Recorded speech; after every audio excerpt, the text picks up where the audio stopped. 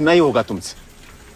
ऐसे दिन भर ना चाय दुकान पे काम करते रहोगे, आटा चक्की पे आटा पीसते रहोगे, तो किसी जन्म में नहीं होगा तुम्हारा। पर भैया काम तो करना है ना। अरे तुम्हारे बुद्धि में कुछ नहीं। इधर हमारा कमरा खाली करो, इसका सारा सामान हमारे कमरा में शिफ्ट करो, ठीक है? क्या? आज से चाय दुकान पे तुम्हारा ड्यूटी बंद, हम देख लेंगे यहाँ पे। नहीं गौरी भैया, तुम इसके लिए 3 टाइम खाना बनाएगा, इसका जरूरत का सारा काम देखेगा, ठीक है? अब तुम पढ़ाई के अलावा कोई काम नहीं करेगा, आटा चक्की वक्की सब बंद।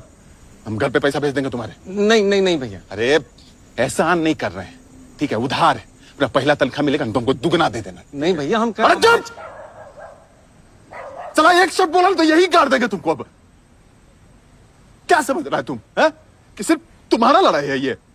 हम सबका लड़ाई है। एक का जीत होगा ना तो करोड़ों भेड़ बकरियों का जीत होगा। और अभी भी नहीं समझो, सच में